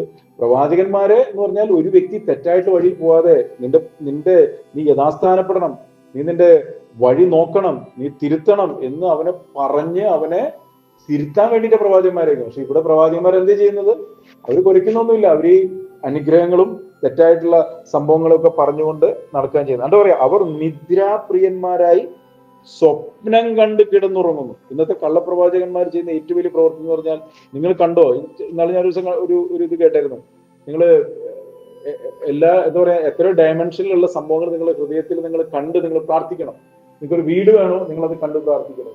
നിങ്ങൾക്കൊരു കല്യാണം കഴിക്കണം, അത് കണ്ട് പ്രാർത്ഥിക്കണം. അപ്പോ ഇങ്ങനെ നമ്മളുടെ മനസ്സിൽ മോഹങ്ങളെ കണ്ടു പറഞ്ഞ് പ്രാർത്ഥിക്കാനല്ല വചനം പറയുന്നത്. മോഹങ്ങൾ ജനിക്കുമാർ ജഡത്തിനായി ചിന്തിക്കരുതെന്ന വചനം പറയുന്നത്. നിങ്ങൾക്ക് ആവശ്യമുള്ളതൊക്കെയും നിങ്ങൾ ചോദിക്കണം, അറിയുന്ന ഒരു സ്വർഗസ്ഥനായ പിതാവുണ്ട്. നിങ്ങളുടെ ആവശ്യങ്ങൾ സ്തോത്രത്തോടുകൂടി ദൈവത്തോട് അറിയിക്കുക. അങ്ങനെ അറിയിക്കുമ്പോൾ ദൈവം അത് നിങ്ങൾക്ക് നൽകി തരും. ഇത് രണ്ടും ഒരു വ്യത്യാസമുണ്ട്. രൂപാന്തരപ്പെടാത്ത മനസ്സിലേക്ക് ഞാൻ ഒരു കാര്യത്തെ കൊണ്ടുവന്നിട്ട് ഞാൻ അതിനെ പ്രാർത്ഥിച്ച് കർത്താവ് തന്നാന്ന് പറഞ്ഞാൽ അതല്ല ദൈവവചനത്തിൽ പറയുന്നത്. അപ്പൊ ഇവിടെ പറയാണ്, ഈ കള്ളപ്രവാചകന്മാരെല്ലാം സ്വപ്നം കണ്ട് നടക്കുകയാണ്. അവരുടെ മനസ്സിൽ മുഴുവൻ സ്വപ്നമാണ്. ദൈവഹൃദയത്തിൽ ആഗ്രഹമല്ല അവർ കാണുന്നത്. അവർ സ്വപ്നം കണ്ട് കിടന്നുറങ്ങുന്നു. എന്താ പറയാ, ഈ നായ്ക്കൾ ഒരിക്കലും തൃപ്തിപ്പെടാത്ത കൊതിയന്മാർ തന്നെ. ഇവർക്ക് തൃപ്തിയില്ല. എന്ത് വാക്യം പറഞ്ഞു വായിക്കും? 11ാമത്തെ വാക്യം വായിച്ച്. ഈ നായ്ക്കൾ ഒരിക്കലും തൃപ്തിപ്പെടാത്ത കൊതിയന്മാർ തന്നെ. അറിയണ്ട, തൃപ്തിപ്പെടാത്ത കൊതിയൻ. ഈ നായ്ക്കൾ, ഊമനായ്ക്കൾ, ഇവര് തൃപ്തിപ്പെടാത്ത കൊതിയന്മാരാണ്. എന്നിട്ട് ഈ ഇടയന്മാരോ സൂക്ഷിപ്പാൻ അറിയാത്തവർ. ഇവർക്ക് സൂക്ഷിക്കാൻ അറിയത്തില്ല. ആടുകളെ സൂക്ഷിക്കാൻ അറിയാത്ത ഇടയന്മാർ. അവരെല്ലാവരും ഒട്ടൊഴിയാതെ താന്താന്റെ വഴിക്കും ഓരോരുത്തർ താന്താന്റെ ലാഭത്തിനും താന്താന്റെ വഴിക്ക് താന്താന്റെ ലാഭം എന്ന് പറഞ്ഞാൽ, ഇവർക്ക് ഏത് വിധേനയും ഈ ആടുകളെ കൊണ്ട് എന്ത് ചെയ്യണം? തനിക്ക് ലാഭം ഉണ്ടാക്കണം. തന്റെ വഴിയിലോട്ട് ഇവര് വരണം കേട്ടോ. ഇനി അതിന്റെ 62-ാം അധ്യായത്തിന്റെ 6-ാം വാക്യം, അതേ പുസ്തകം 62:6. യെരൂശലേമേ, ഞാൻ നിന്റെ മതിലുകളിൽ മേൽ കാവൽക്കാരെ ആക്കിയിരിക്കുന്നു. അവർ രാവോ പകലോ ഒരിക്കലും മിണ്ടാതെ ഇരിക്കില്ല. യഹോവയെ ഓർപ്പിക്കുന്നവരെ നിങ്ങൾ സ്വസ്ഥമായിരിക്കരുത്. യഥാർത്ഥത്തിലുള്ള പ്രവാചകന്റെ പണി എന്തുവാ? യെരൂശലേമേ, ഞാൻ നിന്റെ മതിലുകളിന്മേൽ കാവൽക്കാരെ ആക്കിയിരിക്കുന്നു. അവർ രാവോ പകലോ ഒരിക്കലും മിണ്ടാതിരിക്കുകയില്ല. കണ്ടോ, ഒരു യഥാർത്ഥത്തിലുള്ള ഒരു പ്രവാചകൻ എന്ന് പറഞ്ഞാൽ, അല്ലെങ്കിൽ യഥാർത്ഥത്തിലുള്ള ഒരു കാവൽക്കാരൻ എന്ന് പറഞ്ഞാൽ, അവൻ രാവും പകലും നോക്കിയിരിക്കുകയാണ്. മനസ്സിലായില്ല? എന്തിനാ? അവനെ മതിലിൽ കാവൽക്കാരാക്കിയിരിക്കുകയാണ്. ഒരു പ്രശ്നം വരുന്നുണ്ടോ, ഒരു എതിരാളി വരുന്നുണ്ടോ എന്ന് നോക്കാൻ വേണ്ടി കേട്ടോ. അവർ മിണ്ടാതെ ഇരിക്കില്ല. എന്നിട്ട് പറയാം, ഇത് പറഞ്ഞിട്ട് പറയാണ്, യഹോവയെ ഓർപ്പിക്കുന്നവരെ നിങ്ങൾ സ്വസ്ഥമായിരിക്കരുത്. അപ്പോ യഥാസ്ഥാനപ്പെടേണ്ടതിന് യഥാസ്ഥാനപ്പെടണം, മനസ്സ് പുതുക്കണം. തെറ്റായിട്ടുള്ള സുവിശേഷത്തിലും തെറ്റായിട്ടുള്ള വഴികളിലും ഈ കള്ളപ്രവാചകന്മാരുടെ കെണിയിലൊക്കെ പെട്ടുകിടക്കുന്നുണ്ടെങ്കിൽ അതിൽ നിന്ന് പുറത്തോട്ട് വരണം. മനസ്സിലായില്ലേ? അപ്പോ അതാണ് ദൈവം ആഗ്രഹിക്കുന്നത്. നമ്മൾ അങ്ങനെ അതിൽ തന്നെ തുറന്നുകൊണ്ട് പോയാൽ അത് നാശത്തിലേക്ക് പോകും എന്നുള്ള കാര്യം മറന്നു പോകരുത്. യിരെമ്യാ പ്രവാചകന്റെ പുസ്തകം 6-ാം അധ്യായം 17-ാം വാക്യം. യിരെമ്യാവ് അതിന്റെ 6-ാം അധ്യായം 17-ാം വാക്യം. ഞാൻ നിങ്ങൾക്ക് കാവൽക്കാരെ ആക്കി കാവളനാഥം ശ്രദ്ധിപ്പിൻ എന്ന് കൽപ്പിച്ചു, എന്നാൽ അവർ ഞങ്ങൾ ശ്രദ്ധിക്കുകയില്ല എന്ന് പറഞ്ഞു. അതുകൊണ്ട് ജാതികളെ കേൾപ്പിൻ, സഭയെ അവരുടെ ഇടയിൽ നടക്കുന്നത് അറിഞ്ഞുകൊള്ളുക. നോക്കുക, ശ്രദ്ധിക്കാട്ടോ. ഞാൻ നിങ്ങൾക്ക് കാവൽക്കാരെയാക്കി കാഹളനാദം ശ്രദ്ധിപ്പിൻ എന്ന് കൽപ്പിച്ചു, എന്നാൽ അവർ ഞങ്ങൾ ശ്രദ്ധിക്കുകയില്ല എന്ന് പറഞ്ഞു. കേട്ടോ? എന്ന് പറഞ്ഞാൽ എത്ര വചനം കേട്ടാലും എത്ര തിരുത്തണമെന്ന് പറഞ്ഞാലും ഇത് തെറ്റായിട്ടുള്ള സുവിശേഷത്തിലേക്കാണ് പോകുന്നതെന്ന് പറഞ്ഞാലും ഇത് കള്ളപ്രവാചകന്മാരാണെന്ന് തിരിച്ചറിഞ്ഞാലും എന്ത് ചെയ്തില്ല? ഞങ്ങൾ ശ്രദ്ധിക്കത്തില്ല, ഞങ്ങൾക്കിത് മതി. മനസ്സിലായോ? ഇവിടെ നോക്കി എന്ത് കൃത്യം പറയാം, ഞങ്ങൾ ശ്രദ്ധിക്കുകയില്ല എന്ന് പറഞ്ഞു. അതുകൊണ്ട് ജാതികളെ കേൾപ്പിൻ, സഭയെ അവരുടെ ഇടയിൽ നടക്കുന്നത് അറിഞ്ഞുകൊള്ളുക. ഭൂമിയെ കേൾക്ക, ഈ ജനം എന്റെ വചനങ്ങളെ ശ്രദ്ധിക്കാതെ എന്റെ ന്യായപ്രമാണത്തെ നിരസിച്ച് കളഞ്ഞതുകൊണ്ട് ഞാൻ അവരുടെ വിചാരങ്ങളുടെ ഫലമായി അനർത്ഥം അവരുടെ മേൽ വരുത്തും. കേട്ടോ? നോക്കൂ, എന്താ അവർ ചെയ്യുന്നത്? സഭയോട് പറയാം, സഭയെ നിങ്ങൾ അറിയണം. ഇവിടെ പറയാം, ജാതികളെ കേൾപ്പിൻ, സഭയെ എടുത്തു പറയണോ, സഭയെ അവരുടെ ഇടയിൽ നടക്കുന്നത് അറിഞ്ഞുകൊള്ളുവിൻ. ഭൂമിയെ കേൾക്കുക, ഈ ജനം എന്റെ വചനങ്ങളെ ശ്രദ്ധിക്കാതെ. എന്ത് കൃത്യയോട് പറയാം? അപ്പൊ എന്താ ശ്രദ്ധിക്കേണ്ടത്? വചനങ്ങൾ ശ്രദ്ധിക്കണം, ദൈവവചനത്തെ ശ്രദ്ധിക്കണം. എന്റെ ന്യായപ്രമാണത്തെ നിരസിച്ച് കളഞ്ഞോണ്ട് എന്ന് പറഞ്ഞാൽ ദൈവത്തിന്റെ വചനത്തെ തള്ളിക്കളയരുത്. കളഞ്ഞത് കൊണ്ട് എന്ത് ചെയ്യും? അത് ഞാൻ അവരുടെ വിചാരങ്ങളുടെ ഫലമായി. കണ്ടോ? വിചാരങ്ങളുടെ ഫലം. അതാണ് നേരത്തെ അവർ പറഞ്ഞത്. അവർ സ്വപ്നം കാണുന്നു, ഇവരിൽ നിന്ന് എല്ലാം കവർന്നെടുക്കാൻ വേണ്ടി ശ്രമിക്കുന്നു. അവരുടെ വിചാരങ്ങളുടെ ഫലമായി. കർത്താവ് പറഞ്ഞല്ലോ, നിങ്ങളുടെ ഹൃദയ വിചാരങ്ങളുടെ നിരൂപണം ബാല്യമുതല ദോഷമുള്ളവയാണ്. നമുക്ക് വേണ്ടത് ദൈവഹിതത്തിന് ഒത്തവണ്ണമുള്ള ചിന്തകളും കാര്യങ്ങളും നമുക്ക് വേണ്ടത്. മനസ്സിലായില്ലേ? അപ്പോ ഈ കള്ളപ്രവാചകന്മാർ ചെയ്യുന്നത് ഇതാണ്. എന്നാൽ ദൈവം നമ്മളെ ദൈവവചനത്തിലേക്ക് വഴിതിരിക്കുന്നു. അല്ലെ? ഭക്ഷണത്തിനുള്ള വിശപ്പല്ല, വെള്ളത്തിനുള്ള ദാഹമല്ല, എന്റെ വചനത്തിനുള്ള വലിയൊരു ദാഹം ആഗ്രഹിക്കുന്ന ആത്മാക്കൾ അവൻ തൃപ്തിപ്പെടുത്തുന്നു. അല്ലെ? കർത്താവ് ഞാൻ നിങ്ങളോട് സംസാരിച്ച വചനങ്ങളാൽ നിങ്ങൾ ശുദ്ധിയുള്ളവരാകുന്നു. നിങ്ങൾ ശുദ്ധിയുള്ളവരായില്ലെങ്കിൽ അതേ വചനം വെച്ച് ദൈവം നിങ്ങളെ ന്യായം വിധിക്കും. അപ്പൊ ഒന്നുകിൽ ശുദ്ധീകരണത്തിലേക്ക് വചനം നയിക്കും, ഇല്ലെങ്കിൽ അതേ വചനം വെച്ച് ദൈവം നിങ്ങളെ ന്യായം വിധിക്കും. ഇതൊന്നും മറന്നു പോകരുത്. എന്നിട്ട് പറയാണ്, താഴെ മത്തായിലേക്ക് നമ്മൾ വന്നു. അവരുടെ ഫലങ്ങളാൽ നിങ്ങൾക്ക് അവരെ തിരിച്ചറിയാം. മുള്ളുകളിൽ നിന്ന് മുന്തിരിപ്പഴവും ഞെരിഞ്ഞിൽ നിന്ന് അത്തിപ്പഴവും പറിക്കാറുണ്ടോ? എന്നിട്ട് പറയാ, നല്ല വൃക്ഷമൊക്കെയും നല്ല ഫലം കായ്ക്കുന്നു, ആകാത്ത വൃക്ഷമോ ആകാത്ത ഫലം കായ്ക്കുന്നു. കണ്ടോ? അങ്ങനെ പറഞ്ഞ് വരികയാണ്. എന്താണ് ദൈവ ഉദ്ദേശം? വായിച്ചോട്ടെ അതിന്റെ 17-ാം വാക്യം. നല്ല വൃക്ഷമൊക്കെയും നല്ല ഫലം കായ്ക്കുന്നു, ആകാത്ത വൃക്ഷമോ ആകാത്ത ഫലം കായ്ക്കുന്നു. നല്ല വൃക്ഷത്തിന് ആകാത്ത ഫലവും ആകാത്ത വൃക്ഷത്തിന് നല്ല ഫലവും കായ്പാൻ കഴിയുകയില്ല. നല്ല ഫലം കായ്ക്കാത്ത വൃക്ഷമൊക്കെയും വെട്ടി തീയിലിടുന്നു. അപ്പൊ നല്ല ഫലം കായ്ക്കാത്ത എന്ന് പറഞ്ഞാൽ എന്താ അർത്ഥം? അതിനനുസരിച്ച് നടക്കാത്ത, ഈ ഇടുക്ക് വാതിലിലേക്ക് വരുവാൻ താല്പര്യമില്ലാത്ത, അല്ലെങ്കിൽ വിശാലമായുള്ള വഴിയിൽ കൂടെ സഞ്ചരിക്കുന്ന വ്യക്തികളെ കുറിച്ച് പറയാം. നല്ല ഫലം കായ്ക്കാത്ത, ആകാത്ത എന്നൊക്കെ പറഞ്ഞതിന് അർത്ഥം അതാ. എന്താ സംഭവിക്കുന്നവർക്ക്? നല്ല ഫലം കായ്ക്കാത്ത വൃക്ഷമൊക്കെയും വെട്ടി തീയിലിടുന്നു. മനസ്സിലായോ? അപ്പൊ അതിലൊരു ദാക്ഷിണ്യം പറഞ്ഞിട്ടില്ല. വെട്ടി തീയിലിടുന്നു എന്ന് പറഞ്ഞാൽ അങ്ങനെ തന്നെയാണ്. എന്ന് പറഞ്ഞാൽ നിത്യ നരകത്തിലേക്ക് തള്ളിക്കളയുന്നു എന്ന് തന്നെയാണ് പറയുന്നത്. ഇനി ആകയാൽ അവരുടെ ഫലത്താൽ നിങ്ങൾക്ക് അവരെ തിരിച്ചറിയാം. അപ്പോ അവരുടെ ഫലങ്ങളാലാണ് തിരിച്ചറിയുന്നത്. ഫലങ്ങളാൽ തിരിച്ചറിയണമെങ്കിൽ ഒരു യഥാർത്ഥ ശുശ്രൂഷകന്റെ അല്ലെങ്കിൽ ഒരു ദൈവഭക്തൻ എന്ത് ഫലമാണ് പുറപ്പെടുവിക്കേണ്ടതെന്ന് വചനത്തിൽ കൂടി അറിയണം. അതല്ലെങ്കിൽ എന്ത് പറ്റത്തില്ല? എന്താ ഫലം എന്നുള്ളത് തിരിച്ചറിയാനായിട്ട് പറ്റത്തില്ല. ഇനി 21-ാമത്തെ വാക്യം. എന്നോട് കർത്താവേ കർത്താവേ എന്ന് പറയുന്നവൻ കേവലമല്ല, സ്വർഗസ്ഥനായ എന്റെ പിതാവിന്റെ ഇഷ്ടം ചെയ്യുന്നവൻ അത്രയും സ്വർഗരാജ്യത്തിൽ കടക്കുന്നു. ഇവിടെ പറയാണ് പിതാവിന്റെ ഇഷ്ടം ചെയ്യണം. നമ്മൾ എന്നോട് കർത്താവേ കർത്താവേ എന്ന് പറയുന്ന അനേകരെ നമുക്ക് കാണാനായിട്ട് സാധിക്കും. എന്നാൽ കർത്താവേ കർത്താവേ എന്ന് പറയുന്ന വ്യക്തികളെല്ലാം കർത്താവ് നോക്കുന്നത് സ്വർഗസ്വനായ പിതാവിന്റെ ഇഷ്ടം ചെയ്യണം. എന്താ പിതാവിന്റെ ഇഷ്ടം? എന്താ? നമ്മുടെ ശുദ്ധീകരണമാണ്. അപ്പൊ പിതാവ് നമ്മളെ വിളിച്ചു വേർതിരിച്ചിരിക്കുന്നത് നമ്മളെ ആ ഒരു ശുദ്ധീകരണത്തിലൂടെ നമ്മളെ നടത്തി നമ്മളെ ആ ഒരു തലത്തിലേക്ക് കൊണ്ടുപോകണം. കർത്താവെ കർത്താവ് എന്ന് വിളിക്കുന്ന വലിയ കൂട്ടങ്ങളുണ്ട്. അതാണ് യഹസ്കേൽ പ്രവാചകന്റെ പുസ്തകം. അതിന്റെ 33-ാം അധ്യായം 31, 32 എന്ന് വായിച്ചാൽ യഹസ്കേൽ പ്രവാചകന്റെ പുസ്തകം. യഹസ്കേൽ പ്രവാചകന്റെ പുസ്തകം അതിന്റെ 31, 32, 33-ാം അധ്യായത്തിന്റെ 31, 32. സംഘം കൂടി വരുന്നത് പോലെ അവർ നിന്റെ അടുക്കൽ വന്ന് എന്റെ ജനമായിട്ട് നിന്റെ മുൻപിൽ ഇരുന്ന് നിന്റെ വചനങ്ങൾ കേൾക്കുന്നു. എന്നാൽ അവർ അവയെ ചെയ്യുന്നില്ല. വായികൊണ്ട് അവർ വളരെ സ്നേഹം കാണിക്കുന്നു, ഹൃദയമോ ദുരാഗ്രഹത്തെ പിന്തുടരുന്നു. അതിന്റെ ഒരു അടുത്ത വാക്യം വായിച്ചോ. നീ അവർക്ക് മധുരസ്വരവും വാദ്യ നൈപുണ്യവും ഉള്ള ഒരുത്തന്റെ പ്രേമഗീതം പോലെ ഇരിക്കുന്നു. അവർ നിന്റെ വചനങ്ങളെ കേൾക്കുന്നു, ചെയ്യുന്നില്ല താനും. എന്നാൽ അത് സംഭവിക്കുമ്പോൾ ഇതാ അത് വരുന്നു, അവർ തങ്ങളുടെ ഇടയിൽ ഒരു പ്രവാചകൻ ഉണ്ടായിരുന്നു എന്നറിയും. ഇവിടെ പറയാണ് കൃത്യമായിട്ട് സംഘം കൂടി വരുന്നത് പോലെ, സംഘം ശ്രദ്ധിച്ചു കേൾക്കണേ, സംഘം കൂടി വരുന്നത് പോലെ അവർ നിന്റെ അടുക്കൽ വന്ന് എന്റെ ജനമായിട്ട് നിന്റെ മുൻപിൽ ഇരുന്ന് നിന്റെ വചനങ്ങളെ കേൾക്കുന്നു. ഇതാണ് ചെയ്തുകൊണ്ടിരിക്കുന്നത്. വചനം കേൾക്കുന്നു, പക്ഷെ എന്ത് ചെയ്യുന്നില്ല. എന്നാൽ അവർ അവയെ ചെയ്യുന്നില്ല. പിന്നെ എന്തിനാ കേൾക്കുന്നത്? കേൾക്കുന്നത് ചെയ്യാനുള്ള ഒരു താല്പര്യം ഇല്ലെങ്കിൽ പിന്നെ എന്തിനാ കേൾക്കുന്നത്? മനസ്സിലായോ? എന്നിട്ട് പറയാം, വായ് കൊണ്ട് അവർ വളരെ സ്നേഹം കാണിക്കുന്നു. വായ് കൊണ്ട് സ്നേഹം ഹൃദയത്തിലില്ല.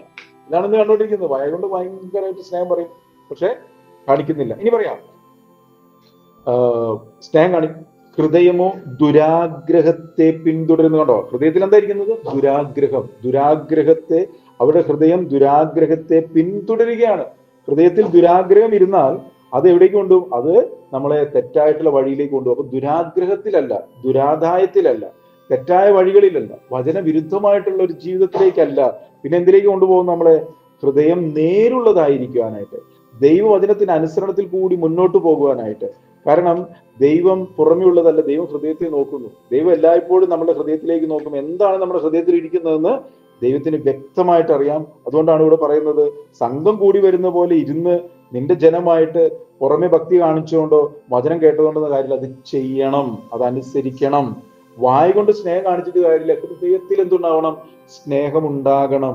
ഹൃദയത്തിൽ ദുരാഗ്രഹം ഉണ്ടെങ്കിൽ ആ ദുരാഗ്രഹത്തിന്റെ ആത്മാവ് ആ വ്യക്തിയെ ദുരാദായത്തിലേക്കും തെറ്റായ വഴിയിലേക്കും കൊണ്ടുപോകും. മനസ്സിലായോ? നമ്മുടെ ഹൃദയത്തിൽ ദൈവവചന വിരുദ്ധമായിട്ടുള്ള, അതുകൊണ്ടാണ് വചനം പറയുന്നുണ്ടല്ലോ, നീ അവന്റെ സ്വാദുഭോജനങ്ങളെ എന്ത് ചെയ്യരുത്? മോഹിക്കരുത്. മനസ്സിലായോ? അത് നിന്റെ തൊണ്ടയ്ക്ക് ഒരു കത്തി വെച്ചു കൊടുക്കുക. തിന്നോളാനൊക്കെ പറയും, പക്ഷേ അത് നമ്മളെ കൊടുക്കുക എന്ത് ചെയ്യും? അത് ദോഷത്തിലേക്ക് കൊണ്ടുപോകും. അപ്പോ മറ്റുള്ളവന്റെ ഒന്നും ആഗ്രഹിച്ച് അതിലേക്ക് ദുരാദായത്തിലേക്ക് മനസ്സ് പോകരുത്. അത് വളരെ ശ്രദ്ധിക്കണം എന്ന് ദൈവജനം നമ്മളെ ഓർമ്മപ്പെടുത്തുകയാണ്. അതുപോലെ നീ അവർക്ക് മധുരസ്വരവും, കേട്ടോ, വാദ്യ നൈപുണ്യവുമുള്ള ഒരുത്തന്റെ പ്രേമഗീതം പോലെ ഇരിക്കുന്നു. പാട്ടുപാടി വർഷിപ്പ് ചെയ്യുമ്പോൾ ഭയങ്കരമായിട്ടുള്ള ആരാധനയും ഭയങ്കര പാട്ടും കർത്താവേ എന്ന് പറഞ്ഞ വിളിയും ഒക്കെ കേട്ട് കഴിഞ്ഞാൽ അവിടെ പറഞ്ഞിട്ടേക്ക് നീ അവർക്ക് മധുരസ്വരവും നൈപുണ്യവുമുള്ള ഒരുത്തന്റെ പ്രേമഗീതം പോലെ, അല്ലെ? പാട്ടൊക്കെ പാടും, പ്രേമഗീതമാ യേശുനാഥനെ എന്നൊക്കെ പറഞ്ഞ് പാട്ട് ഭയങ്കരമായിട്ട് അങ്ങ് പാടി ആരാധിക്കാണ്ടില്ലേ?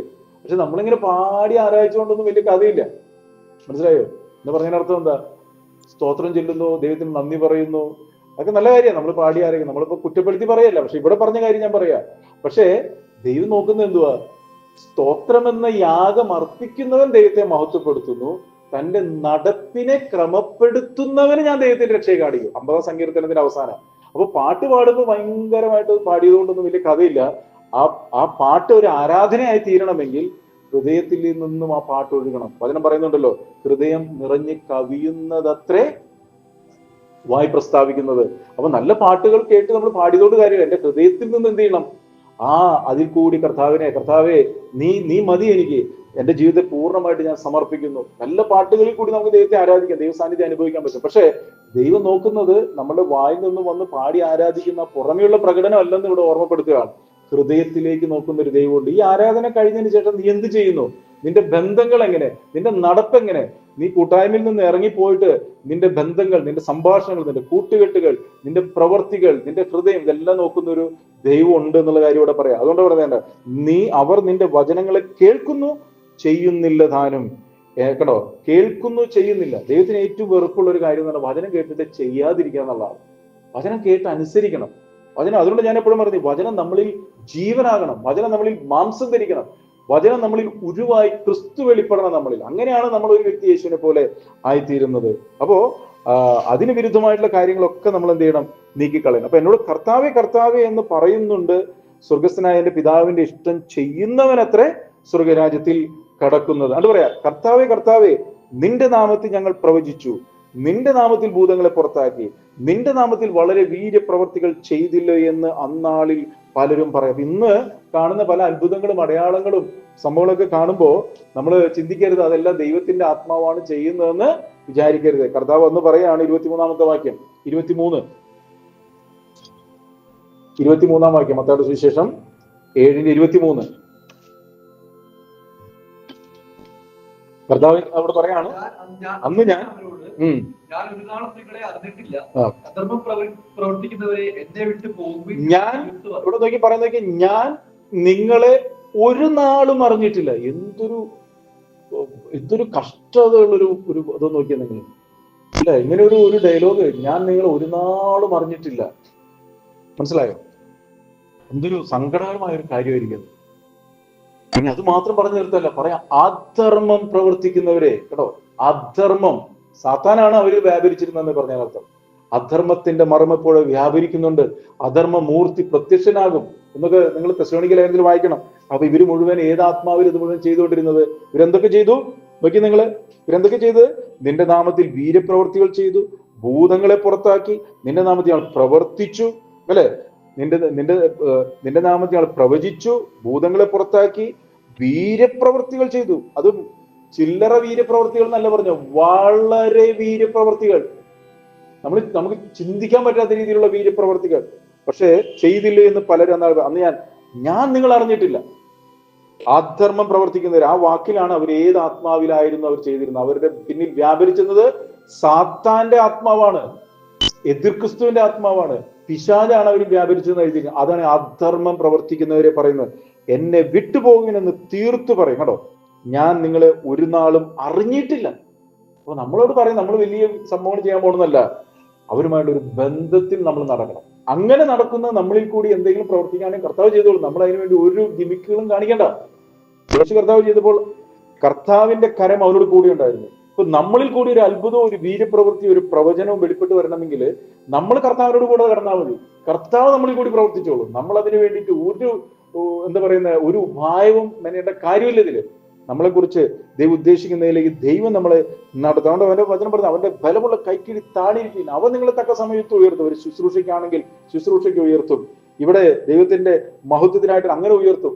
അതല്ല അങ്ങനെ തന്നെ താണിരിക്കുകയാണെങ്കിൽ ആ കർത്താവിന്റെ വരവെങ്കിൽ നിത്യ തേജസ്സിലേക്ക് നമ്മളെ ഉയർത്തും. കണ്ടോ, എന്നിട്ട് പറയാം, അധർമ്മം പ്രവർത്തിക്കുന്നവരെ എന്നെ വിട്ടുപോകും, ഞാൻ നിങ്ങൾ ഒരു നാളും അറിഞ്ഞിട്ടില്ല. എന്നിട്ട് പറയാം, ആകയാൽ ഈ വചനങ്ങളെ കേട്ട് ചെയ്യുന്നവൻ.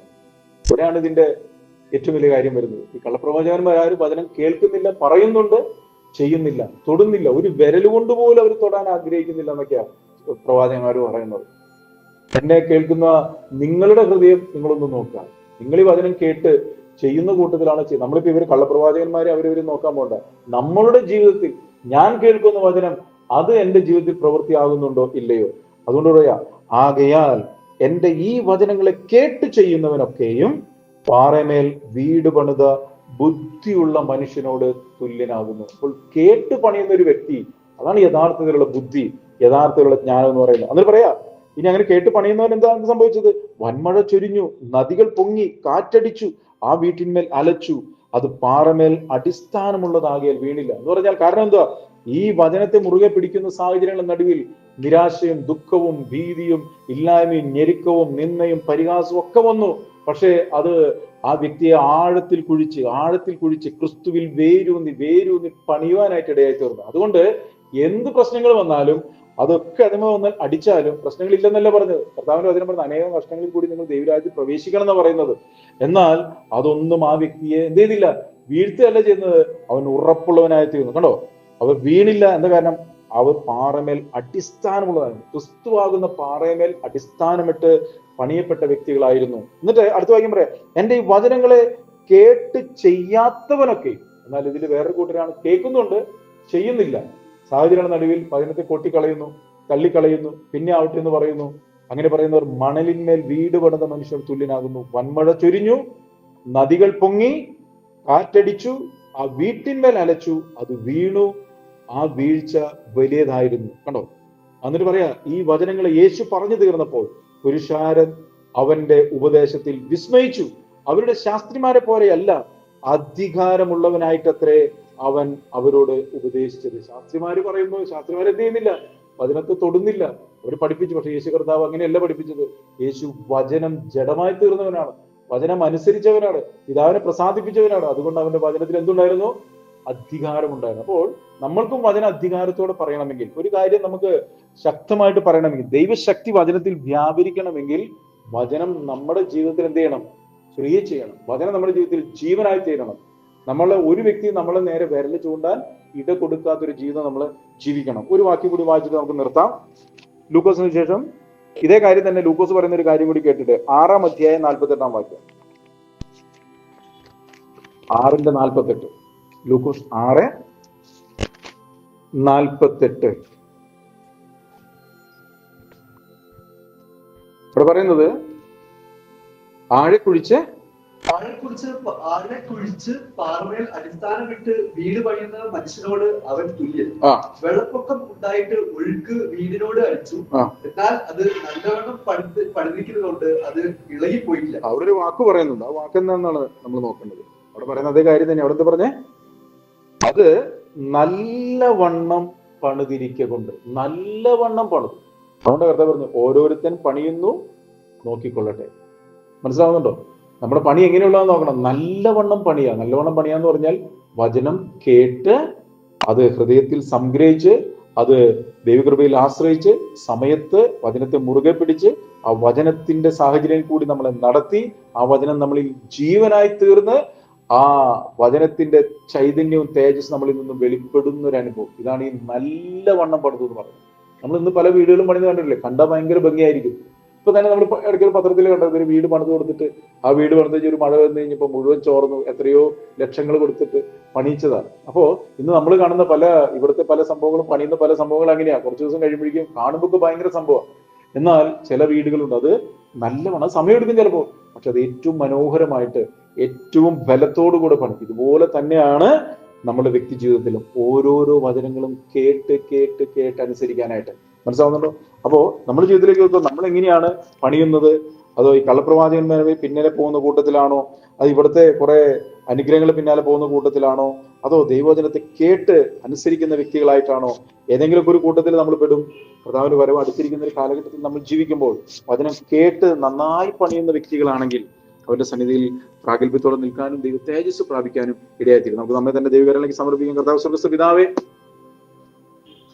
നിങ്ങൾ കേട്ട വചനങ്ങളാൽ നിങ്ങളിപ്പോൾ ശുദ്ധിയുള്ളവരാണെന്ന് അരുളി ചെയ്ത ദൈവമേ, കേട്ട വചനത്തിന് തടസ്സം നിൽക്കുന്ന കുറവുകളെ ഏറ്റുപറഞ്ഞ് ഉപേക്ഷിക്കാനും വചനത്തെ ഹൃദയത്തിൽ സംഗ്രഹിച്ചും കൊണ്ട് യഥാസ്ഥാനപ്പെടുവാനും കള്ളപ്രവാചകന്മാരാലും കള്ള ഉപദേഷ്ടാക്കന്മാരാലും കള്ള സുവിശേഷത്താലും കള്ള അപ്പസ്തോലന്മാരാലും നയിക്കപ്പെട്ട് വശീകരിക്കപ്പെട്ട് ക്ഷുദ്രപ്രയോഗത്താൽ നയിക്കപ്പെടുന്നവരൊക്കെ ഉണ്ടെങ്കിൽ കർത്താവെ, അവരുടെ കെണിയിൽ നിന്നെല്ലാം കർത്താവെ അവരെ വിടുവിക്കുകയും കർത്താവ് വിശ്വാസത്തിന്റെ നായകനെ പൂർത്തി വരുന്ന യേശുവിനെ ശ്രദ്ധിച്ചു നോക്കി ഓട്ടം സ്ഥിരതയോടെ ഓടുക എന്നൊക്കെ ഉണ്ട് ഒരു ദൈവത്തിന്റെ കൃപ കർത്താവെ വചന കേൾവിയിൽ തന്നെ വെളിപ്പെട്ടു വരാൻ വേണ്ടി പ്രാർത്ഥിക്കുകയാണ്. കർത്താവെ, ക്രിസ്ത്യ സേവകളാൽ മനുഷ്യരെ പ്രസാദിപ്പിക്കുന്നവരായിട്ടല്ല, ദൈവത്തെ പ്രസാദിപ്പിക്കുന്നവരായി നിങ്ങളുടെ വരവെങ്കിൽ കണ്ണിമയ്ക്ക് രൂപാന്തരപ്പെടുന്ന തേജസ്സിന്റെ മക്കളായി ഒരുങ്ങുവാൻ തക്കവണ്ണം കർത്താവെ, ഈ ശബ്ദം കേൾക്കുന്ന ഓരോ മക്കളെയും ഞങ്ങൾ എല്ലാവരും അങ്ങ് സഹായിക്കണമെന്ന് പ്രാർത്ഥിക്കുന്നു. വചനത്തെ അനുസരിച്ച് ജീവിക്കേണ്ടതിന് ആവശ്യകത മനസ്സിലാക്കുവാൻ ആഴത്തിൽ കുഴിച്ച് കർത്താവെ അടിസ്ഥാനമിട്ട് കർത്താവെ നല്ലവണ്ണം പണിത ബുദ്ധിയുള്ള വ്യക്തിയെ പോലെ ആയിത്തീരുവാൻ ഞങ്ങൾ എല്ലാവരും അങ്ങ് സഹായിക്കണമെന്ന് പ്രാർത്ഥിക്കും. കഴിഞ്ഞ നാളുകളിൽ കർത്താവ് ഇതിന് സാധിക്കാത്ത കർത്താവെ ഞങ്ങളിൽ നിന്നും കർത്താവെ ജീവൻ വ്യാപരിക്കാൻ തടസ്സമായി കർത്താവ് ഞങ്ങളുടെ ജഡീകമായിട്ടുള്ള കുറവുകൾ കൊണ്ട് നഷ്ടപ്പെട്ടു പോയ വചനങ്ങളുണ്ടെങ്കിൽ കർത്താവെ അതെല്ലാം ക്ഷമിക്കണമെന്ന് പ്രാർത്ഥിക്കുന്നു. ഓരോ വചനങ്ങളും 100 മേനി ഫലം പുറപ്പെടുന്ന അനുഭവത്തിൽ വചനത്തെ മുറുകെ പിടിപ്പാൻ ജ്ഞാനമുള്ള ഹൃദയം നൽകണമെന്ന് പ്രാർത്ഥിക്കും. എല്ലാവരെയും പരിശുദ്ധാത്മാരാൽ അഭിഷേകം ചെയ്യണമേ. വചനത്തിനോട് വലിയ ദാഹത്താൽ നിറയ്ക്കണമെന്ന് പ്രാർത്ഥിക്കുന്നു. ആത്മാവിനെ എല്ലാവരും നിറയ്ക്കണമെന്ന് പ്രാർത്ഥിക്കുന്നു. കർത്താവേ, അങ്ങുമായുള്ള ഒരു ഉറ്റ ബന്ധത്തിൽ ദൈവമായി ചേരുന്നവൻ അവനുമായി ഏക ആത്മാവാകും. കർത്താവെ, അങ്ങയുടെ ആത്മാവിനോട് ചേർന്നുകൊണ്ട് ഓരോ ദിവസവും ഈ ജീവിതയാത്ര മുന്നോട്ട് പോകുവാൻ എല്ലാവരെയും സഹായിക്കണമെന്ന് പ്രാർത്ഥിക്കുന്നു. ദൈവ ഭയത്താലും ദൈവ സ്നേഹത്താലും എല്ലാവരും നിറയ്ക്കണമെന്ന് പ്രാർത്ഥിക്കുന്നു. ദൈവത്തെ ഭയപ്പെട്ട് അവന് മഹത്വം കൊടുക്കുകയും അവന്റെ ന്യായവിധിയുടെ നാഴിക അടുത്തിരിക്കുന്നു. കർത്താവെ, ഞങ്ങളെല്ലാം നിന്റെ കരങ്ങളിലേക്ക് സമർപ്പിക്കാം. നിന്റെ കൃപ ഞങ്ങൾ എല്ലാവരുടെ മേലും പകരും. ഞങ്ങൾ ആരും നഷ്ടപ്പെട്ടു പോകാൻ ഇടവരുത്തരുത് കർത്താവെ. ഞങ്ങൾ എല്ലാവരും ആ തേജസ്സിന്റെ വെളിപ്പാടിൽ ജീവിപ്പാനും അങ്ങയുടെ വരവെങ്കിൽ കണ്ണിമയ്ക്ക് രൂപാന്തരപ്പെടുവാനും കൃപ ചെയ്യണമെന്ന് പ്രാർത്ഥിക്കുന്നു. യേശുക്രിസ്തു നാമത്തിൽ പ്രാർത്ഥിക്കുമ്പോൾ കൃപ തോന്നി കേൾക്കണം സ്വർഗീയ പിതാവേ. ആമേൻ, ആമേൻ. God bless U.